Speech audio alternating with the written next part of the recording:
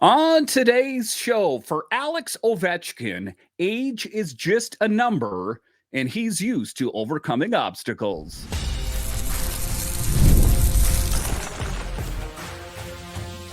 Your Locked On Capitals, your daily podcast on the Washington Capitals. Part of the Locked On Podcast Network. Your team every day.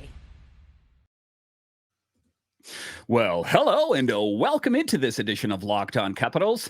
I'm so glad you decided to join me today. As always, this podcast is free and available on all the major platforms, including the SiriusXM app and on YouTube.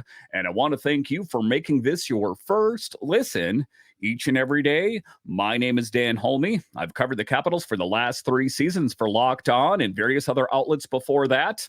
I'm also the host of the weekly show called the Capitals Minutecast, available wherever you find your podcasts. You can find me on Twitter. It's at DanCaps218. You can find the show on Twitter. It's at Locked On Caps. And the best way that you can help grow the show is to subscribe to Locked On Capitals on YouTube and comment anything down below. Now through September 22nd, all FanDuel customers can bet $5 and get 3-week free trial of NFL Sunday Ticket from YouTube and YouTube TV. Visit FanDuel.com/LockedOn to get started. So in this edition of Locked On Capitals, we talk about how Alex Ovechkin is getting older and older, just like all of us are. And it doesn't get any easier to score goals. It doesn't get any easier to do a lot of different things. But for Alex Ovechkin, age is just a number, and he's used to overcoming obstacles. What kind of Alex Ovechkin can we expect this season? We know he got off to his slowest start last season. Can he hit the ground running in the first game from the moment the first puck drops? We'll talk about that. A little bit later, we'll talk about Ryan Leonard and his difficult decision to not join the Capitals.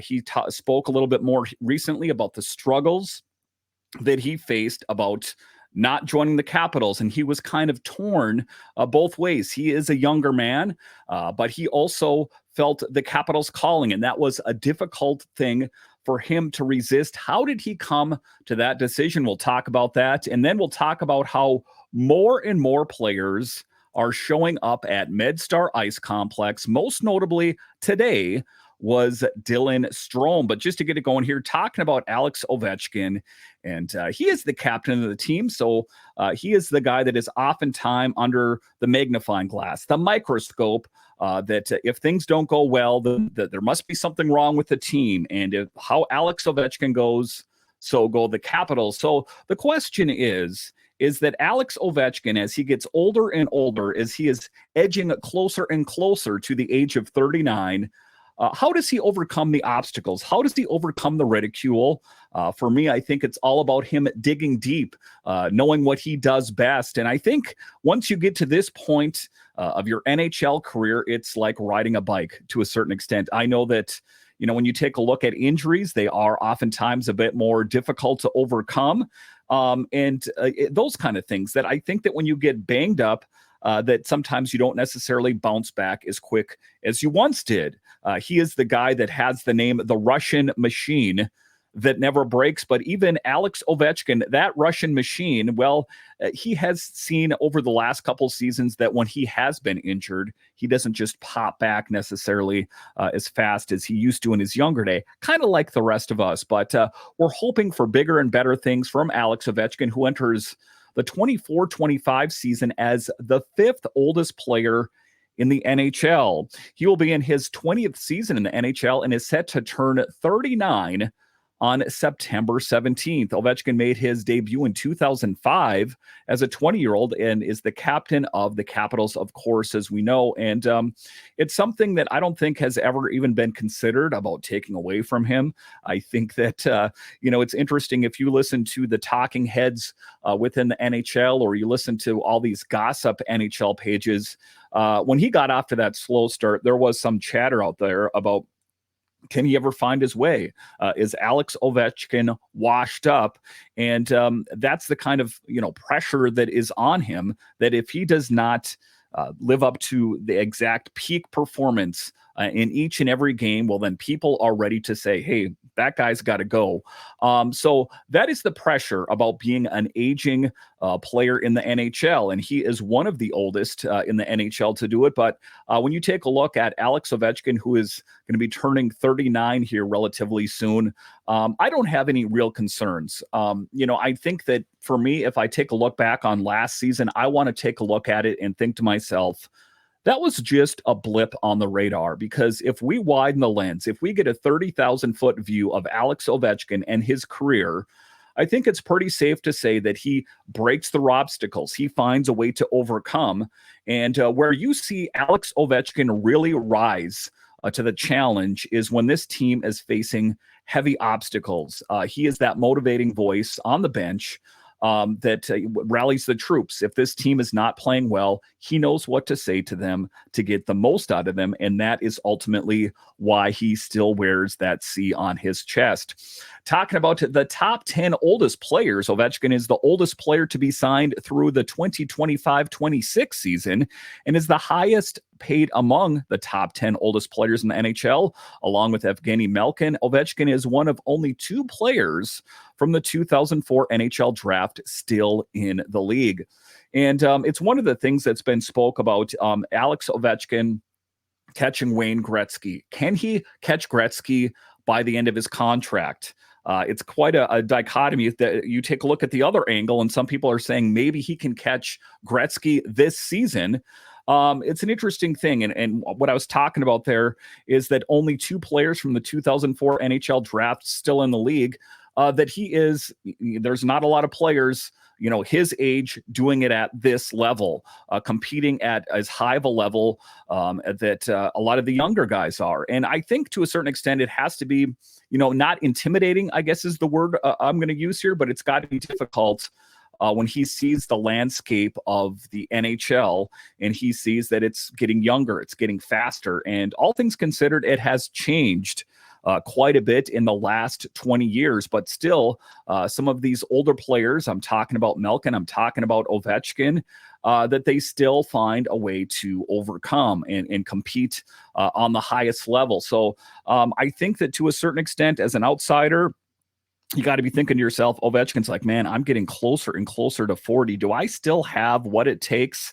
I don't think he spends too much time thinking about it, but it has to be a bit surreal as he sees some of the younger guys around the NHL kind of turning into, just really great players. And at some point, maybe we'll challenge him for what he has accomplished. But when Alex Ovechkin thinks about his time in the NHL, I think that he'll think back on it and go, man, I accomplished a lot throughout my career. And some of the biggest things he has yet to accomplish are ahead of him. Talking about his performance and records, Ovechkin has defied age-related trends by achieving significant milestones and records. Despite being an older player in today's NHL, he has achieved notable point streaks and goal-scoring records, establishing himself as a formidable player even as he advances in age. So, you take a look at it, 9 goals at the All-Star break, 31 to end the season. That was a guy that had to dig deep. I think that he probably could have fallen into the pitfall of woe is me. I don't have what it takes. And he could have just, finished the season with far less goals, but he found a way to dig deep and draw in what makes him intrinsically a really great player. When we take a look back on it, what was behind that slow start? We may never know. Was it equipment? Was it nutrition? Was it the lack of him training, being disinterested? Was it trauma that he had faced with some losses in his life? It's hard to know. And in order to get into the cockpit of Alex Ovechkin's head, I don't think that we'll ever know unless we are in his shoes and knows what he is thinking. Talking about team age statistics, the Capitals have progressively gotten younger over the past few years and have one of the younger rosters in the league. Not the youngest, but they are trending in that direction. Some of the older players have moved on. Some have retired, those kind of things, or on the verge of retiring. However, Ovechkin significantly impacts the average age of the team, and his replacement could further lower the team's average age. And who is that next Alex Ovechkin on the team? Kind of a surreal moment to think about. I've spoke about on the show about the Capitals after the Alex Ovechkin era. What is the identity going to be? many people perceive, and Alex Ovechkin himself have said that he sees it being Tom Wilson as being the next captain of the team. But what will it be? When we talk about the old players, when Oshie and Backstrom and Carlson and these players that have been key pieces for this team for so many years, what will the new identity of the team be? I guess time will only tell. But for right now, while we have Alex Ovechkin under this current contract, we hope that he can continue to keep knocking records, knocking them down one after one, and finally be able to do the unthinkable, catch the great one, Wayne Gretzky. All right, so coming up here after the break, we'll talk about Ryan Leonard's difficult decision. How do you handle a situation like that? You've played hockey your whole life. You are ultra competitive. And former GM Brian McClellan calls you and says, hey, how about joining the Capitals? How would you answer that question? I'll discuss straight ahead.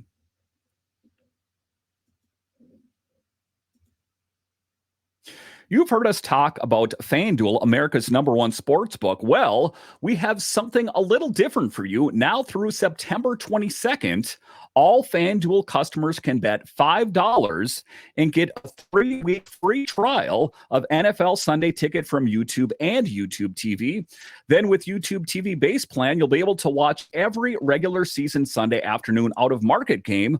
All you need is a Google account and a current form of payment, and you can cancel anytime.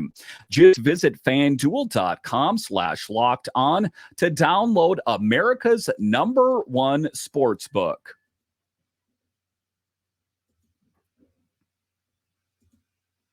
Thank you for making Locked On Capitals your first listen of the day. For your second listen, enjoy the Locked On NHL podcast. Locked On NHL provides you with a national perspective on all things NHL each and every day, with national experts and local insight on every team in the league. Available on YouTube or wherever you get your podcasts, part of the Locked On Podcast Network. It is your team every day.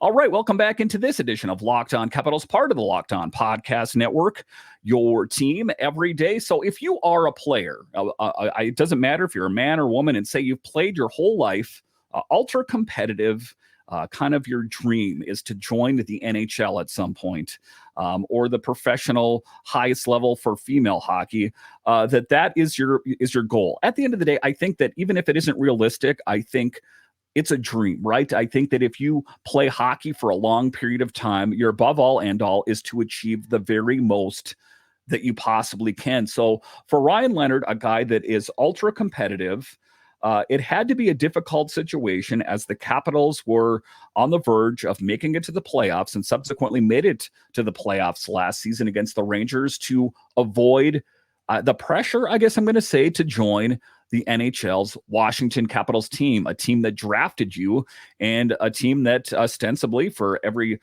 intents and purposes, is going to be your future home in the NHL. And, as I look at this, I'm looking at this through the lens of a guy that's 47 years old, a guy that's a fan of the Capitals, a guy that has not competed on the same level as Leonard has. So it's a difficult position for me to kind of understand his thought process. And I was listening to Mike Vogel's podcast, the Break the Ice podcast. This was from July, and Leonard was on there, and he spoke of the struggles and that he faced, some tough decisions about should he join the Capitals or should he play his sophomore season for Boston College. And ultimately, what he decided on was to, of course, join Boston College again for his sophomore season. And what did he say the biggest reason was? Is because he wanted to win the title for Boston College. And, for me, I think to myself, well, winning a title for Boston College or playing your first season in the NHL, that would be a tough decision, right? But again, this is me making the decision as a 47-year-old, not a guy that's playing in college, that is looking at it honestly a little bit more mature. It wasn't just hockey. He said that he also wanted to continue with his studies. What a novel thing to say, huh? He actually wanted to work on his schoolwork, but that is the maturity of a lot of these younger players is, they know, especially if you're a guy like Leonard, that hockey will be waiting. That the Capitals will be waiting, that you don't need to make any rash decisions. You don't have to say, well, I'm going to drop everything I'm going to do and I'm going to join the NHL. It's just not the case because he knows when the time is right for him, it will be ready. But it had to be a difficult decision to make. And luckily, he had his brother, of course, who has experience in the NHL to help make that decision. We'll talk about that Ryan Leonard's decision to return to Boston College. He has decided to return to his sophomore season at Boston College, despite the Capitals' efforts to sign him to an entry-level contract at the end of last season. And I want to say that it was Evgeny Kuznetsov, the press conference that surrounded that. One of the questions kind of veered away from that and said, do you think that Ryan Leonard is going to join the Capitals soon? And former GM Brian McClellan said soon. I mean, he could join the Capitals right now. I told him at camp last season that, you could join the camp if you want to right now, but we don't want to pressure him because at the time he was playing for Boston College and they were making their big push for the playoffs. But it had to, a tough decision for him to make and to forego the limelight, to forego the money, the star, the fame, all of that. It was a tough decision. That decision was a tough one for Leonard, but he ultimately chose to head back to NCAA for another year. His desire to win a national title for the Eagles and his guaranteed shot at returning to the World Junior Championship for Team USA were the key factors in his decision. And again, I mean, that's important to a guy of his age. He wants to win the national title for the Eagles.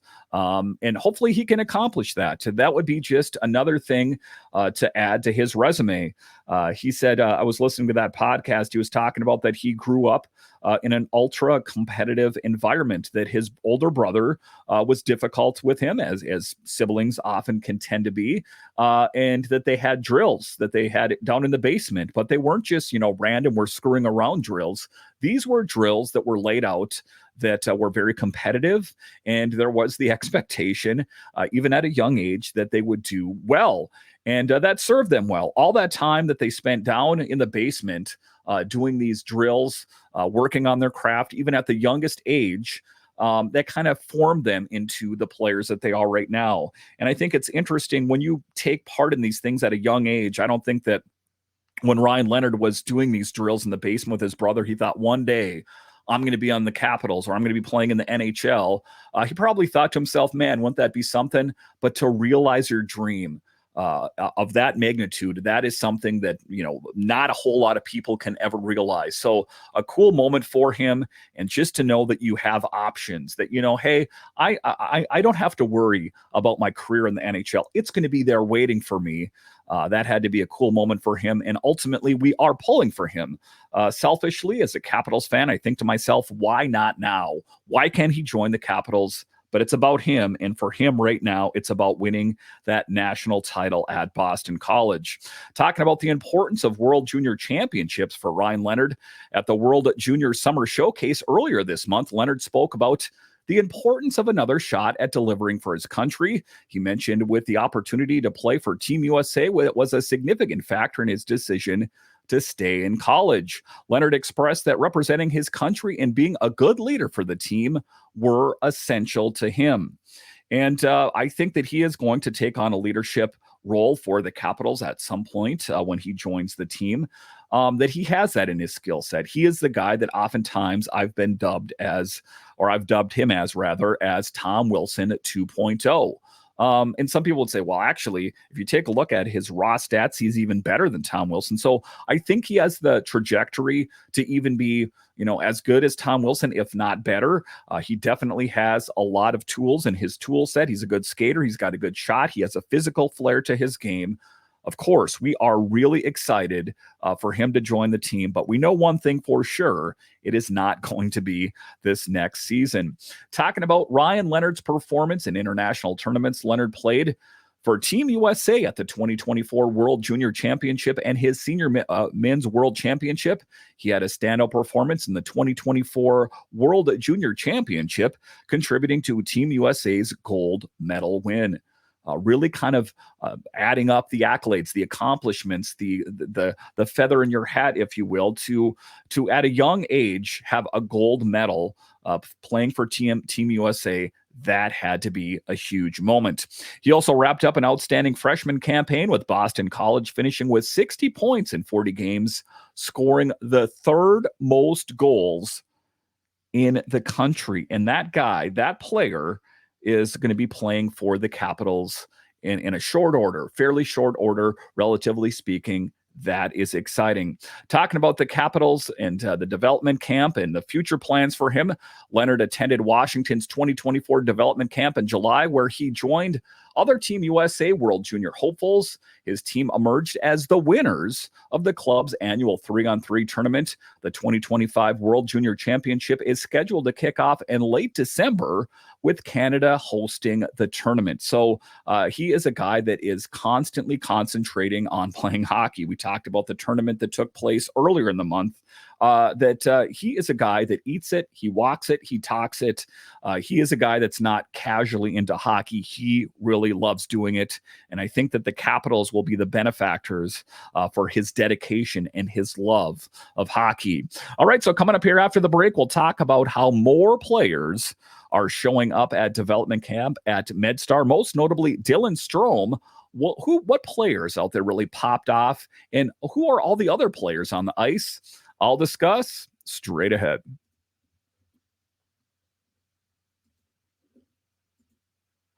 Passion, drive, and patience. The formula for winning championships is also what keeps your ride or die alive. eBay Motors has everything you need to maintain your vehicle and level it up to peak performance. Superchargers, roof racks, exhaust kits, LED headlights, and more. Whether you're into speed, power, or style, eBay Motors has got you covered. With over 122 million parts for your number one ride or die, you'll always find exactly what you're looking for. And with eBay Guaranteed Fit, your part is guaranteed to fit your ride every time, or your money back.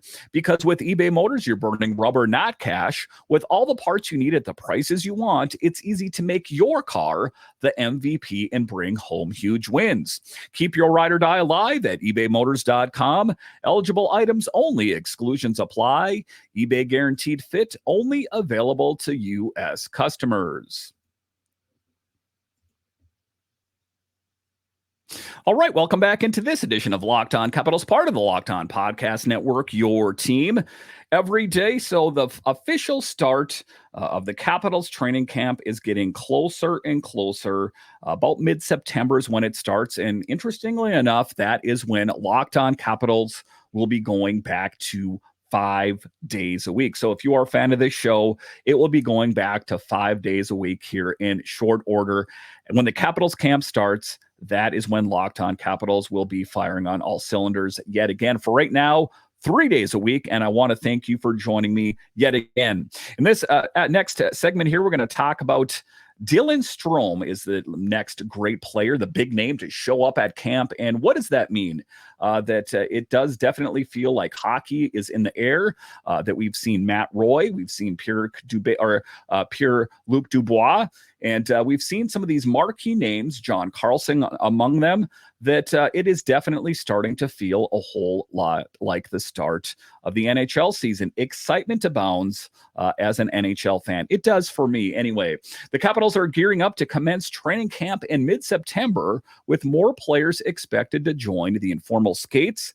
Moreover, fans can look forward to Alex Ovechkin returning in early September. And what is it? Well, we're coming up right on the end of August here. September is right around the corner. I think Alex Ovechkin will be at MedStar sooner than later. And when he's there, you know that things are full go and we're trending in the direction of the start of the new NHL season. Talking about informal skates at MedStar Ice Complex on Monday, the big name Dylan Strome returned to MedStar Ice Complex for informal skates ahead of Washington Capitals training camp, showing great enthusiasm. Joining him were the Hershey Bears forward Garrett Rowe, South Carolina Stingrays forward Ryan Liebold, with several other players. The on-ice workouts also saw presence of Pierre-Luc Dubois, Matt Roy, John Carlson, Jakub Vrana, Alex Alexiev, Vincent Diario, Alex Limoges, Logan Thompson, Anthony Mantha, and Ayo Adeniyi. So there's a lot of names out there, including some former Capitals players. Anthony Mantha, of course, we also heard about Lars Eller that was in attendance earlier, that it is the team getting together, some familiar faces, some older faces joining the team out on the ice. it's excitement that abounds because it is trending in that direction. As you take a look at the temperature, you go outside, you take a look at the thermometer, it is definitely getting a little bit cooler. Not a lot cooler, but there is definitely trending in that direction. So talking about the session highlights, I was watching some of the footage that is available on Twitter or X, or I had some people send me via email of the different scrimmages and what was going on. And the session began with drills and 2-on-2 small area gameplay before progressing to a scrimmage. It's a little bit intense out there.